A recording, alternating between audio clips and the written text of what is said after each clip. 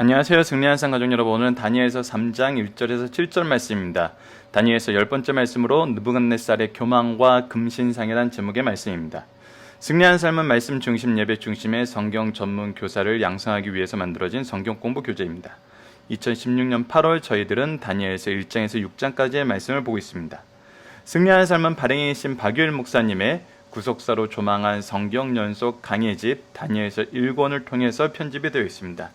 여러분들, 다니엘서는 역사적인 역사성을 굉장히 많이 담고 있죠. 바벨론이란 나라에 대해서.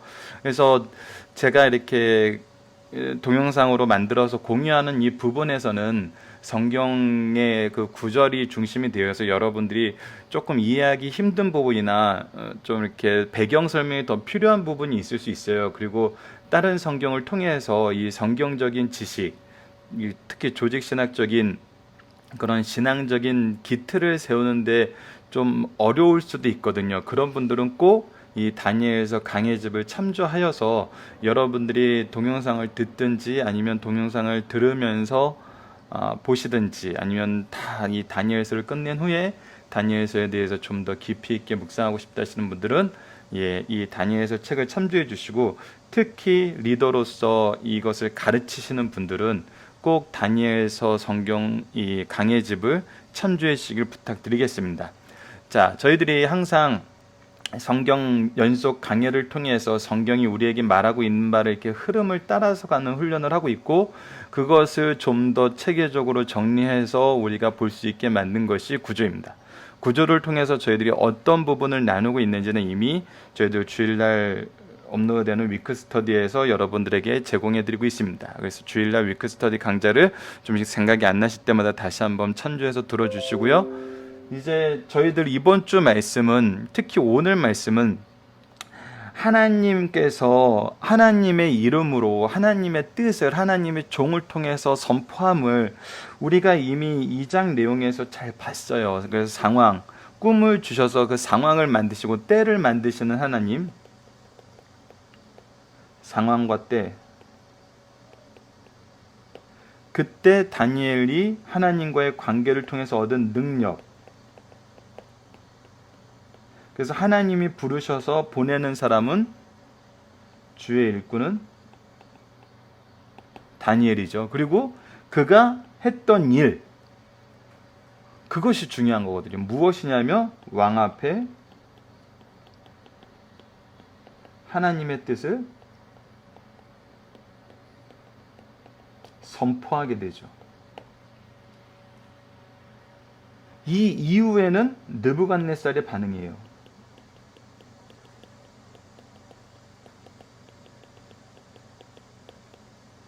그래서 어제까지 이 부분을 봤습니다.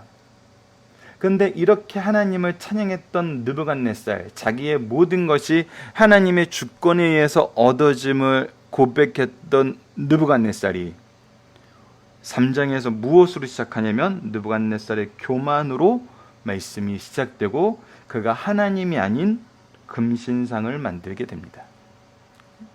자, 이 내용을 가지고 오늘 본문 말씀을 보겠습니다. 보기 전에 우리가 오늘도 하나님의 주권이 이 세상에 선포될 때 누구를 통해서 어떻게 선포하시며 그 결과는 무엇인가라는 겁니다. 어제는 다니엘을 통해서 바벨론의 지혜자들을 구원하는 구원의 역사를 하나님께서 보여주셨어요.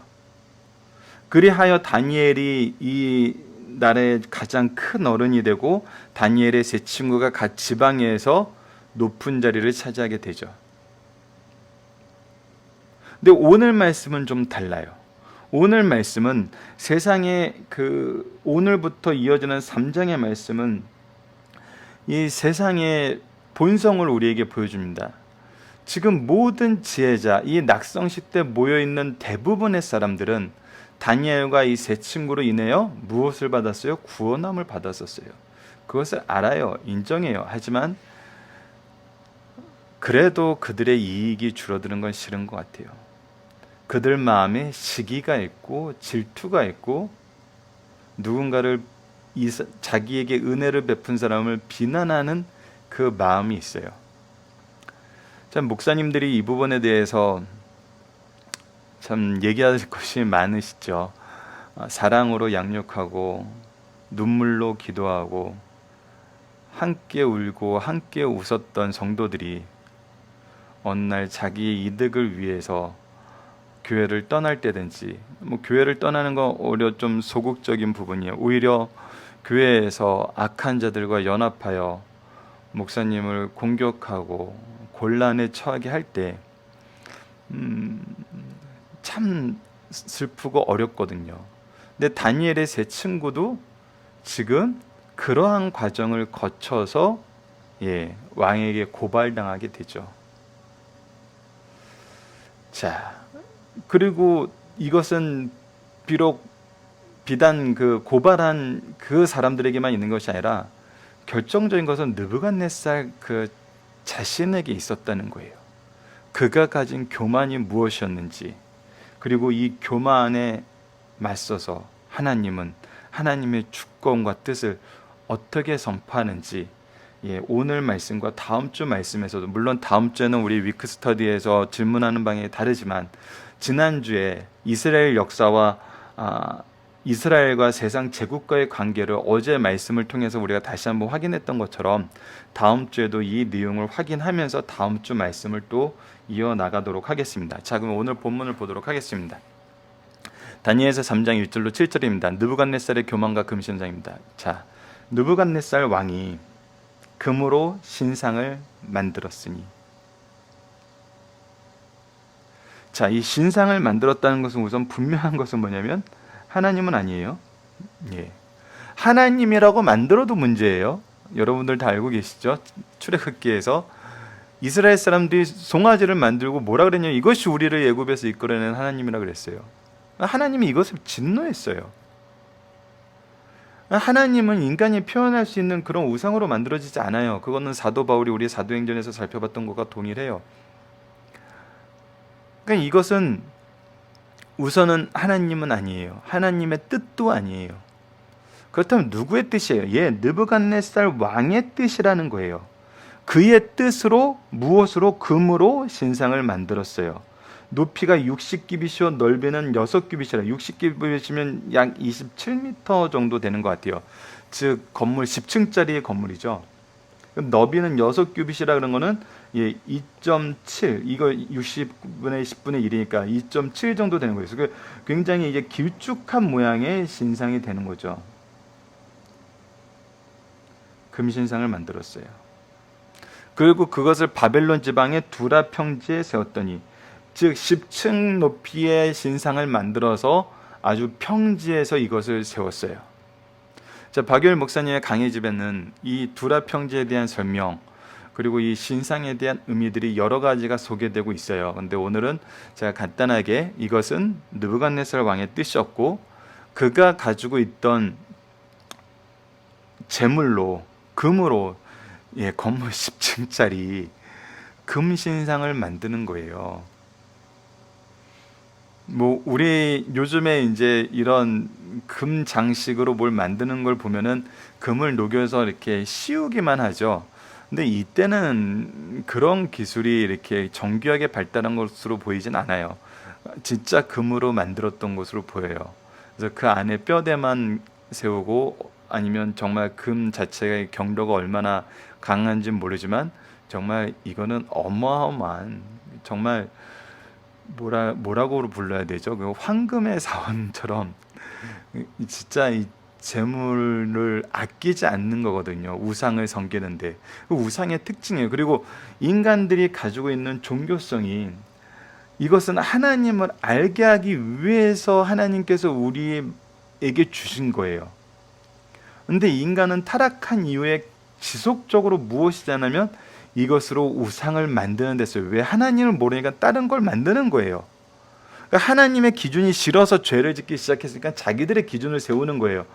특히 이 바벨론은 벨 신이 주 신인데 주로 무엇을 상징했냐면 달을 상징했잖아요. 그래서 아직도 이슬람 국가들이 이 달을 섬기는, 애굽이 태양신을 섬긴다면 이쪽은 달을 섬기는, 그래서 우리 현대 천문과학에서는 이렇게 태양이 달에 비해서 어마어마하게 크다는 걸 알으니까 이렇게 뭐 이렇게 비교도 안 돼 하지만 당시에 이제 이 시대적인 의미나 이런 문학적인 의미에서는 이 부분도 강한 부분이 있거든요.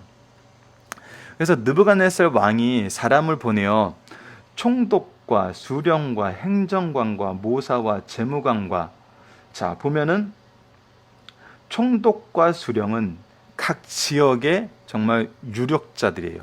각 지역을 다스리는 최고 이제 이 뭐 이렇게 중국 같은 경우는 지역 왕이 있으니까 황제라고 하고 각 지역의 분봉왕들이 있으니까 로마 시대에도 그랬던 것처럼.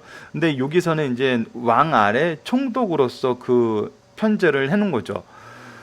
그리고 그 안에서 각종 그 행정 업무를 담당하는 행정관, 그리고 재판관과 법률사, 그래서 법률을 관장하는 사람, 그래서 이제 각 지역의 수령들, 행정수반들, 그리고 법률가들, 그리고 각 지방의 모든 관원을, 그리고 여기서 우리가 주의해야 될 게 있어요. 이 재판관과 법률사는 구분하셔야 돼요. 왜냐하면 이 법률사는 엄밀히 말하면은 군사 전문가라는 해석이 옳아요. 그래서 한글 성경에서 약간 이 오류가 있는 것입니다. 그래서 다시 한번 정리를 하면은 각 지역의 대표들, 그래서 핵심 거의 이제 왕의 역할을 하는 사람들, 그리고 행정 강요들, 그리고 법률가들, 그리고 그 군사의 대표들, 그리고 각 지방의 모든 관원. 그러니까 어마하게 모은 거예요. 보통 이게 참 바벨론 정도의 제국을 형성하고 있는 나라에서 다 모은 거고, 다 모은 거. 재밌는 거는 뭐냐면 이렇게 다 모았을 때 유대 지역에서 왔을까요, 안 왔을까요? 왔겠죠. 왕이 다 오라 그러는데. 자, 근데 이제 느부갓네살 왕이 세운 신상 낙성식에 참석하게 하면, 자 그러면은 이 낙성식의 성격을 한번 봅시다.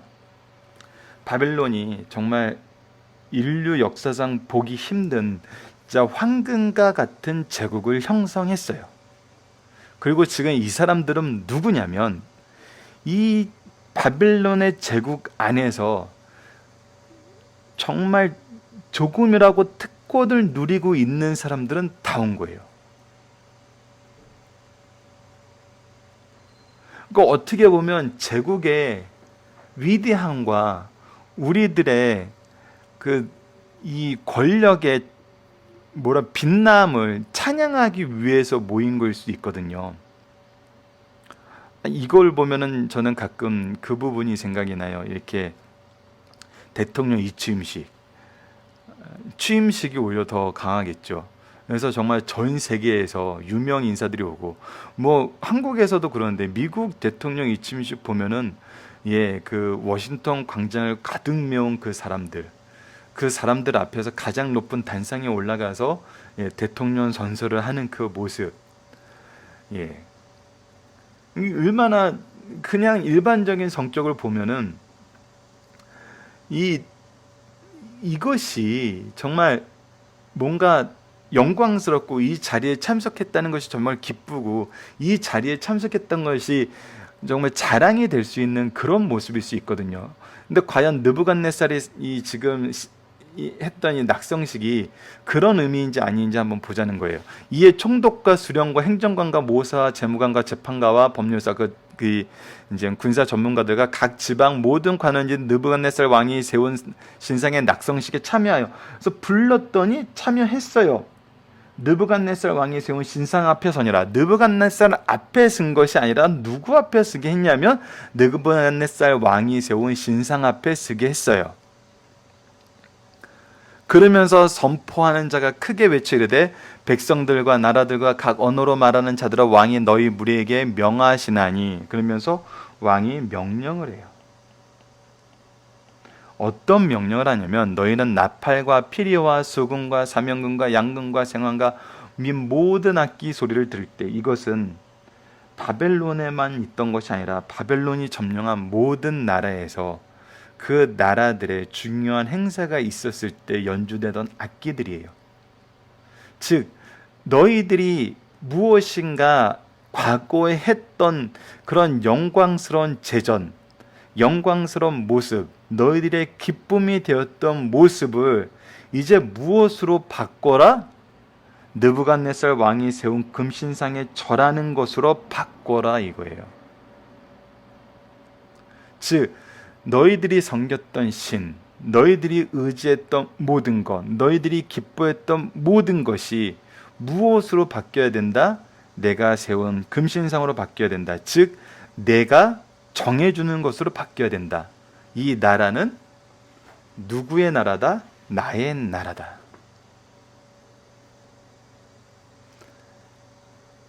자, 이것을 지금 선언하고 그거에 대한 순종을 요구하고 있어요. 자, 그래서 다음 절이 나타납니다. 누구든지 엎드려 절하지 아니하는 자는, 근데 누구든지 나에게 내가 요구하는 이 순종에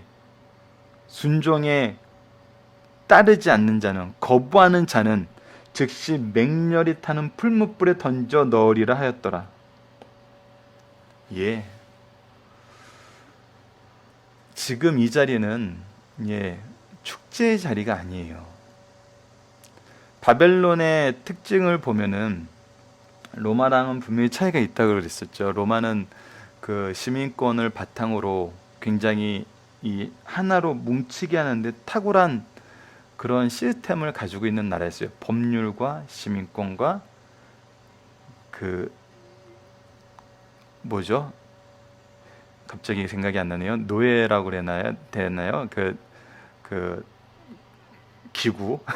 예. 물론 황제가 있었지만 원로원 그 기구에 의해서 총독과 이제 이렇게 그 세우게 되죠. 그래서 엄밀히 말하면 약간 대의민주주의적인 그 민주주의와 그리고 법률과 그리고 이 융합 정책이 지금 현대에 굉장히 본이 되는 모습의 시스템을 만든 게 이제는 로마였고, 느부갓네살 시대에는 하나님께서 느부갓네살 왕에게 너무나 많은 능력과 권한을 줘서 정말 절대 군주제를 형성해서 모든 것을 바벨론화하는, 바벨론이 모든 것을 흡수해서 그들의 권력과 그들의 능력을 더욱더 높이는데 그 나라의 특징이 있었어요. 그래서 때로는 굉장히 무자비했어요.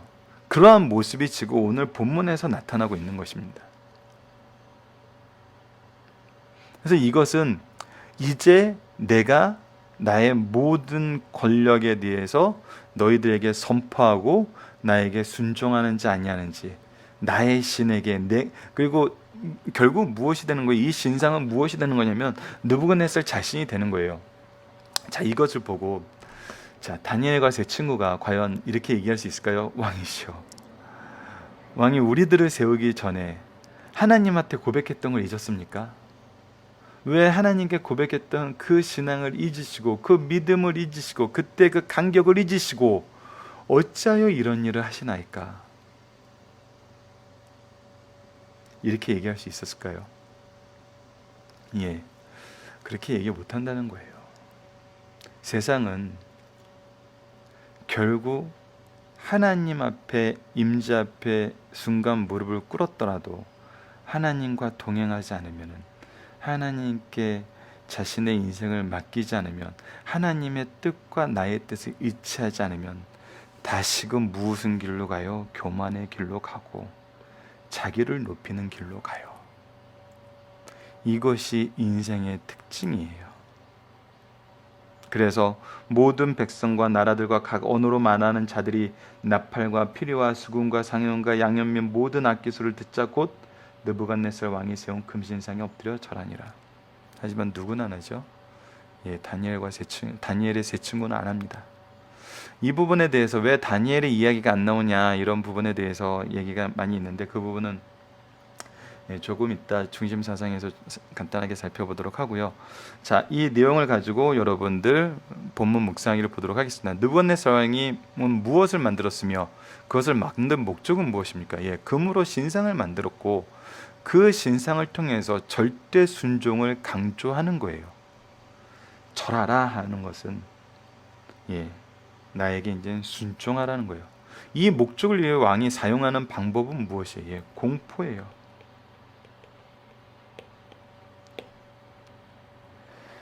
이것이 세상에서 우리에게 가끔 보여주는 모습입니다. 어제는 참 제가 그런 얘기를 했죠. 지혜로운 왕은 하나님이 쓰시는 사람을 안다고. 그래서 느부갓네살이 알아요. 하지만 그가 통치하는 근본은 공포로 가는 경우가 많아요. 능력 있는 사람일수록. 그래서 다시 한번 이것이 하나님을 믿는 신앙과 충돌하게 되는 경우가 생깁니다. 이것에 대해서 이 느부갓네살이 다니엘의 세 친구에게 하는 말 속에 그 뉘앙스가 숨어 있어요. 분명히 드러나요. 이들에게 어떤 애정과 이들을 세웠던 자기의 모습에 그것이 있거든요. 하지만 그는 여전히 자신의 공포가 하나님의 능력보다 강하다고 얘기하고 싶어하는 것을 우리가 다음 주 말씀에서 상고하게 됩니다. 자, 다음 주 말씀은 다음 주에 보도록 하고요. 저희들 중심 사선을 보도록 하겠습니다. 다니엘서 2장은 느부갓네살 왕 2년에 일어난 사건이라고 기록되어 있지만 3장의 두라평지 금신상 사건은 성경에 연대의 기록이 없다. 그러나 구약에서 가장 오래된 헬라어 역본 70인역의 데오도션 역에 의하면 느부갓네살 18년에 일어난 사건임을 알 수 있다. 다니엘서 3장은 믿음 없는 학자들에게는 가장 의심받는 말씀이지만 신앙적인 학자와 성도들에게는 역사선상에서 일어난 이적적인 구속사건으로 받아들여진다. 불신앙의 학자들이 3장에서 일어난 풀무불 속의 기적을 비실제성이며 가설이라고 주장하는 이유는 다음과 같다. 사람이 그토록 뜨거운 불에서 살 수 있다는 것은 있을 수 없는 일이다. 있을 수 없죠. 근데 그 있을 수 없는 걸 있을 수 있게 만드는 분이 하나님이라는 것을 가르쳐주기 위해서 이 말씀이 있는 거죠. 비싼 금으로 이루어진 조상이 불완전하게 세워졌다는 것이다. 금신상의 높이가 60규빗 27m고 너비가 6규빗 2.7m, 즉 높이에 비해 기초가 약하다는 것이다. 세 번째, 다니엘에 대한 언급이 없다는 것이에요. 그러나 개혁주의적인 입장에서는 3장의 역사를 사실로 받아야하는데 그 이유는 다음과 같다. 이것은 허구가 아닌 역사선생이 일어난 이적적인 구속사건이다. 히브리서 기자가 믿음의 조상들의 업적을 말하면서 불의 세력을 멸하기도 하며 라고 표현한 것을 볼 때 이 사건을 지칭한 것으로 본다. 두 번째, 이제 첫 번째, 아까 이제 이것은 너무 허구적이다. 불 속에서 그렇게 오래 살 수 없다는 것에 대한 1번의 반론이에요. 두 번째, 바알 신상 가운데 오벨리스크가 있다. 이 탑에 비하면 느부갓네살 금신상은 약한 것이 아니라는 거예요. 그러니까 더 얇고 더 높이 올라간 신상이 있어요. 그런데 이것이 그래서 이 정도 크기라는 것이 결코 이게 불가능한 것이 아니라는 거예요. 세 번째, 다니엘이 왜 없느냐 했을 때 당시 다니엘은 다른 점령지의 투타였든지 왕 바로 아래 최고위기였으므로 세 사람을 먼저 처리하려고 했을 수도 있어요. 그리고 다음 대상이 다니엘일 것으로 예상되므로 다니엘에 대한 언급이 죄되었을 것이에요. 하나님의 구속사역 중 인간의 이해 밖에 있는 것을 믿지 않으려는 자들이 교회 안팎에 많이 있어요. 그러나 우리는 다니엘서 3장에 기록된 내용을 믿음으로써 역사적 사건임을 받아들여야 돼요. 우리가 이것은 전체 구조에서도 분명히 드러나요. 하나님께서 하나님 중심된 일꾼을 어떻게 쓰시는지를 보여주는데 첫 번째는 다니엘을 쓰시는 걸 보여주고 다니엘가 했던 세 친구를 소용해서 쓰시는 것을 보여주고 더 나아가서 이방인 느부갓네살 왕을 통해서도 하나님의 역사가 드러나는 것을 보여줘요. 그러니까 이것은 하나님께서 어떻게 역사하시는 보여주는 그 흐름을 우리에게 분명히 소개하고 있기 때문에 우리 이런 주장은 너무나 단편적인 사실을 일반화해서 확대 해석함으로 이 해석의 키를 만들려는 데 이유가 있어요. 근데 성경은 전체 흐름을 보셔야 돼요. 어떤 단어 하나, 어떤 사건 하나를 해석의 키로 보시면 안 돼요. 이것이 현대 신학 사상이 가지고 있는 맹점이에요. 우리가 소위 말하는, 제가 학자는 아니기 때문에 이 부분에 대해서 강하게 얘기를 못하지만 학자들의 주장을 들어보면은 성경 전체 흐름에서 성경 전체가 하나님의 역사를 보여주고 있으면서 하나님의 방식을 우리에게 소개하고 있고 그 내용을 이 전체 내용 안에서 얼마나 정말 분명하게 얘기해주고 있는데 이 안에 자그마한 내가 이해 안 되는 하나님의 뜻에 의하면 너무 당연한 것인데 내가 이해하는 데는 한 단어, 한 문맥에 기초하여 성경 전체를 이렇게 뒤집어서 해석하려고 그래요. 근데 전통적인 사상이라고 얘기하기도 전통적인 신학은 무엇을 보냐면 전체의 흐름 속에서 이 흐름이 성경 전체의 맥락 속에서 계속 살아서 확대되고 이어져 오고 있는 것을 가지고 우리에게 얘기해요. 그래서 이것이 참 어려움입니다. 그래서 우리가 학자들의 주장과 학자들의 말을 들을 때는 이 부분에 대해서 구별을 할 줄 있어야 돼요.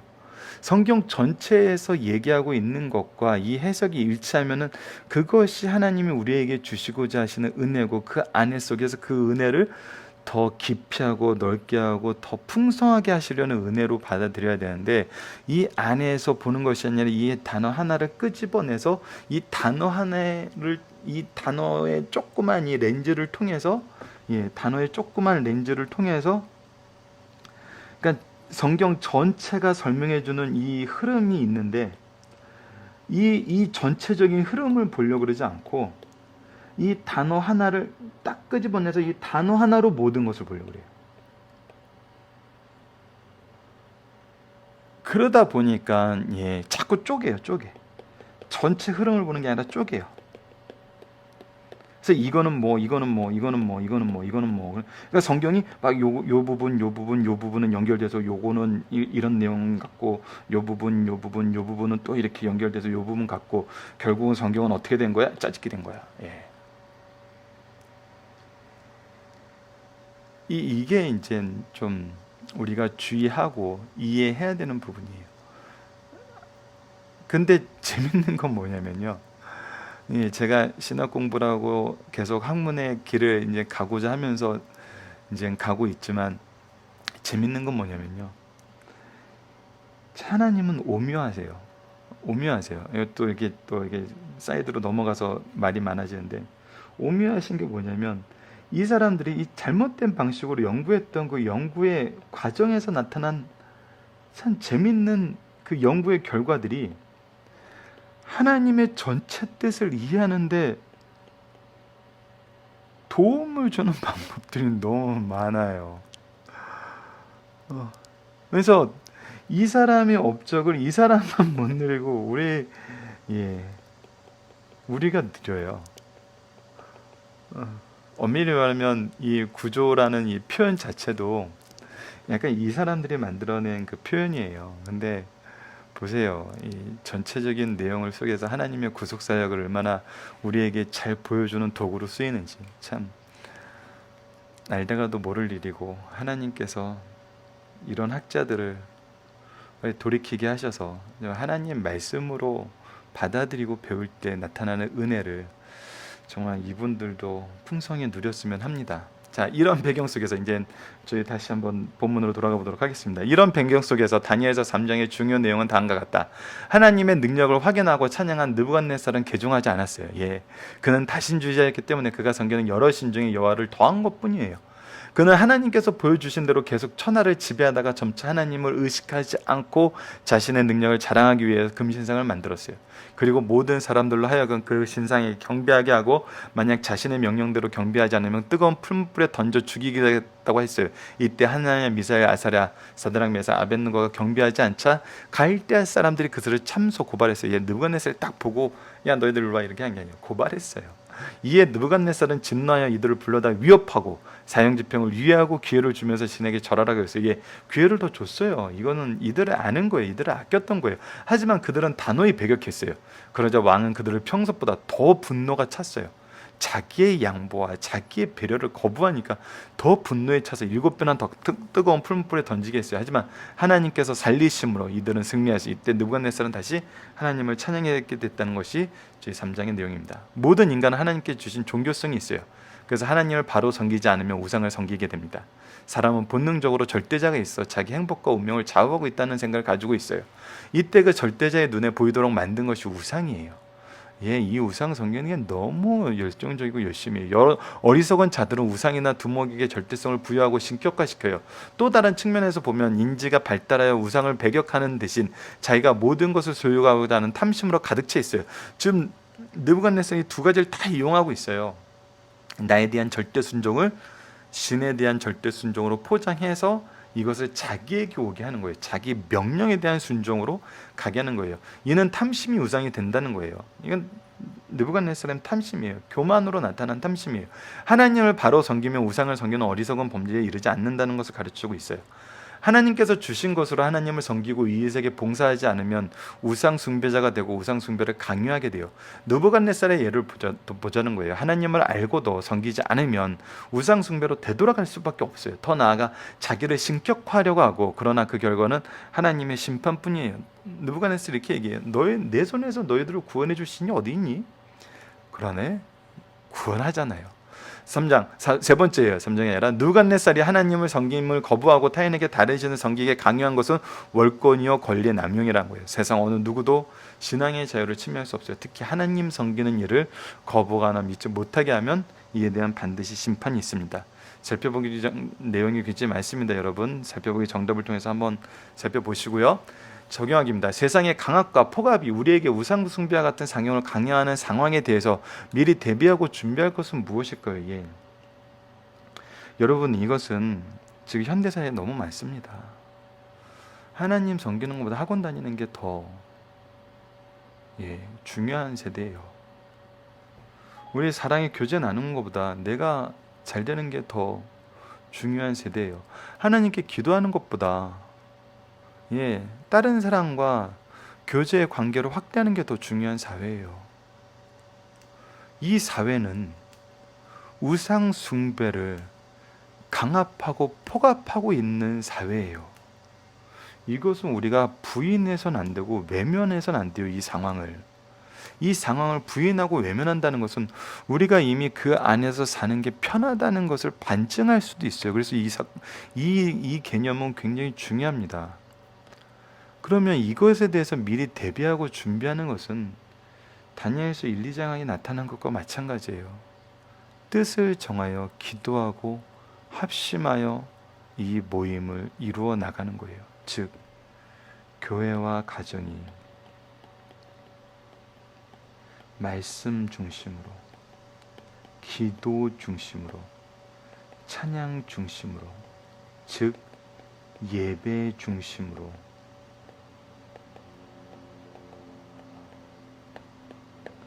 나아가지 않으면 우리들이 이거에 대해서 대비하고 준비할 수 없어요. 결정적인 순간에 절하게 돼요. 다니엘의 세 친구만 안 했지 유다 지역을 다스리던 자들은 했어요. 우리가 이것을 보고 긴장하고 깨어서 기도해야 됩니다. 말씀을 기초로 기도하기를 통해서 마치겠습니다. 하나님, 세상은 하나님을 인정한 후에도 자신의 권세로 우상을 찾아감을 보게 됩니다. 그리고 그러한 상황을 우리에게 강요하는 것을 경험합니다. 우리가 하나님과 세상에 모두 충성스럽게 살아가지만 세상이 하나님 뜻과 다른 결정을 하고 우리에게 강요할 때 우리로 이기게 하여 주시고 오직 주의 통치를 신뢰하여 영원한 천국의 소망 속에서 믿음을 지키게 하여 주소서. 예수님 이름으로 기도드립니다. 아멘.